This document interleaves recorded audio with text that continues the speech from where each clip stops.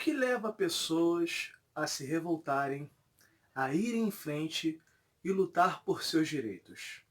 Será que uma grande injustiça e até mesmo atos de violência podem gerar isso?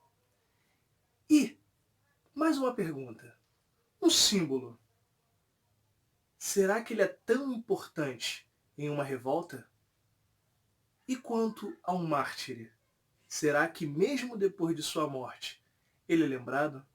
Por que eu estou fazendo todas essas perguntas? É porque o tema de hoje, vamos estar falando sobre a maior revolta conhecida no Brasil, a mais famosa de todas, que gerou até mesmo um herói brasileiro, conhecido como Tiradentes. Hoje vamos falar sobre a Inconfidência Mineira. Tudo isso vamos conhecer aqui no canal Jornada na História. Vamos lá!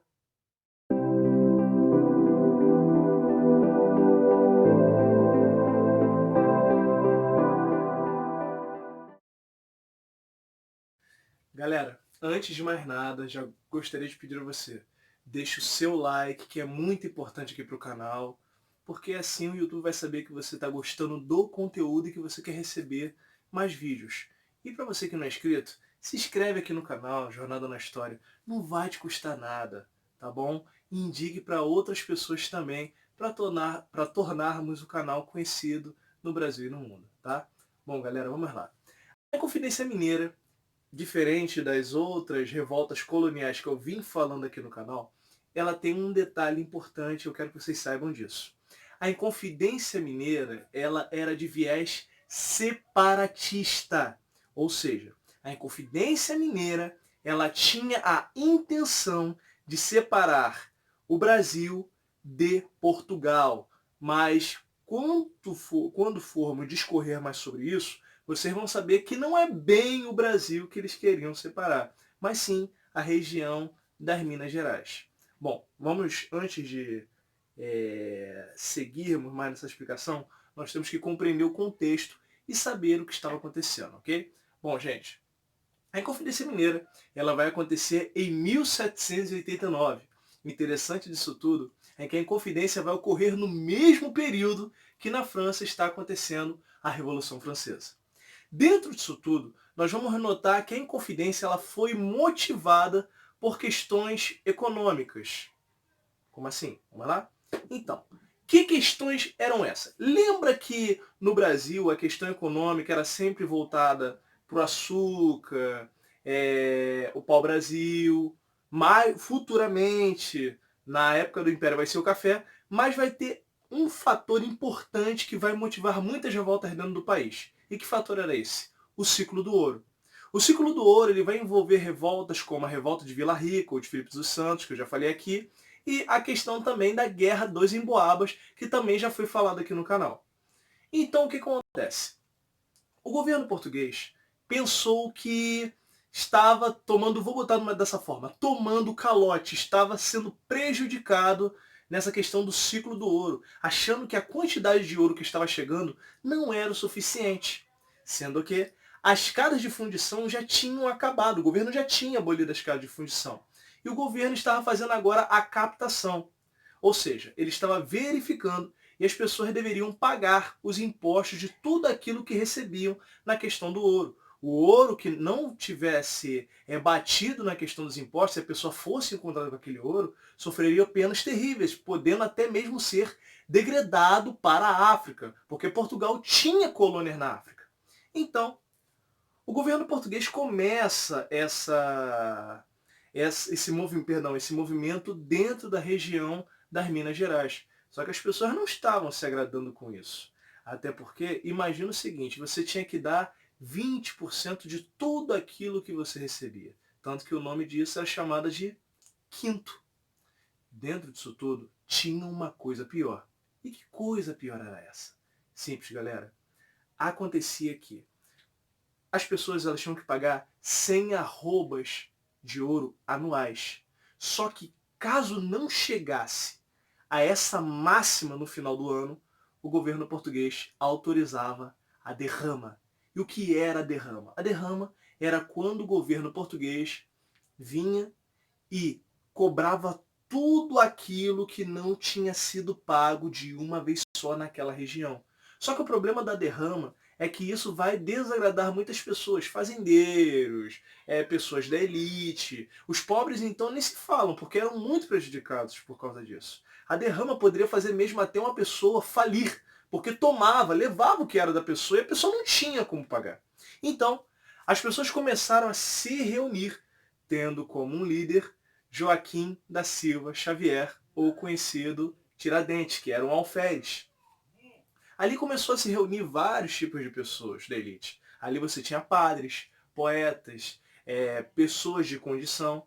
Só que nessa reunião eles tinham um planejamento. Que planejamento era esse? Bom, vamos fazer a revolta, tomar o governo dessa região.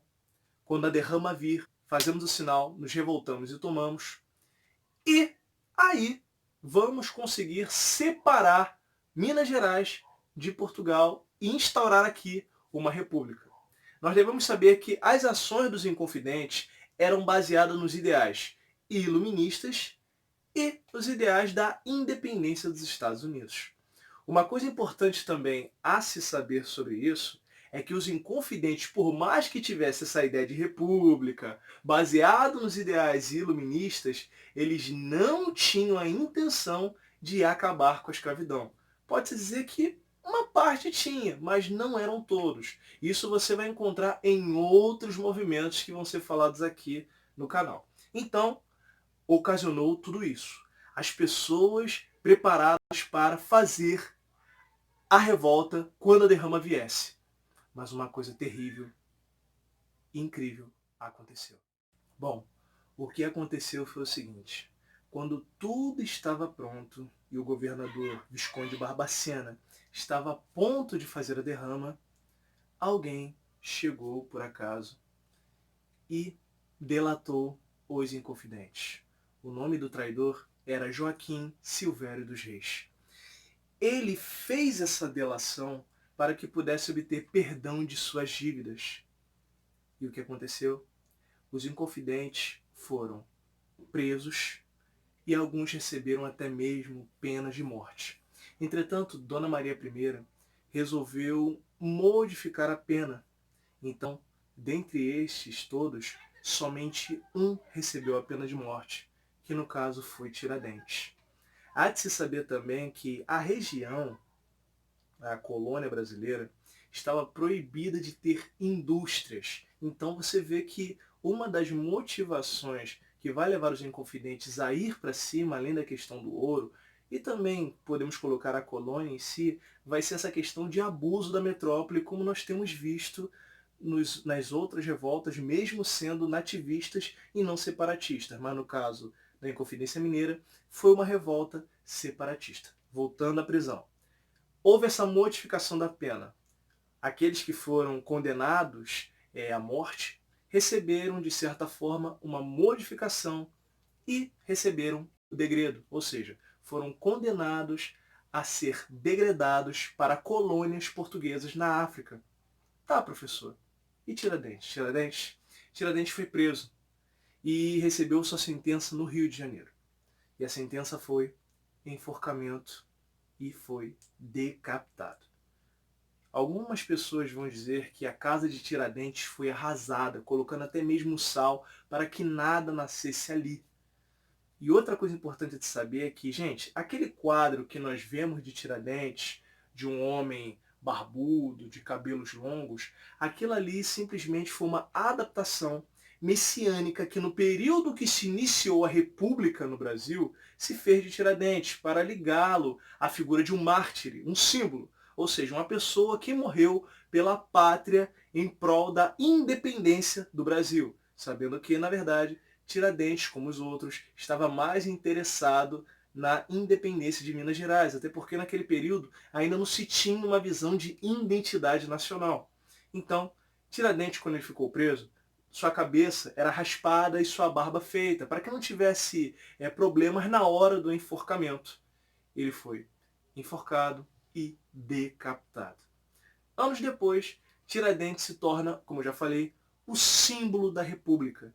E se você for observar, A bandeira dos Inconfidentes era um triângulo e com a seguinte frase: libertas, que será também. Eu espero que você tenha aprendido sobre a história de Tiradentes e da Inconfidência Mineira, porque as revoltas coloniais ainda não acabaram. Galera, espero que tenham gostado muito do vídeo. Eu não sei se ficou do seu gosto, mas são informações importantes a se passar a você. Continue estudando, nos siga nas nossas redes sociais, tá bom? Não esquece, galera, de dar o like. E outra, se você quiser conversar comigo, você tem as nossas redes sociais. E aí também tem e-mail na descrição do vídeo, o e-mail comercial aqui do canal. Caso você queira entrar em contato, queira mandar alguma coisa para cá, para colocar em exposição, que você quer que apareça aqui no canal Jornada na História, ou se você tem indicação de tema, indique aí nos comentários, fique à vontade, a casa é sua. E você que está indicando o tema, não se preocupe, os temas que você tem pedido vão aparecer aqui no canal Jornada na História. E ó, não esquecem, hashtag Rumo a 1000 inscritos. Vamos tornar o canal Jornada na História conhecido no Brasil e no mundo. Eu vou ficando por aqui, você continua estudando e se preparando. Até o próximo vídeo. Tchau, tchau.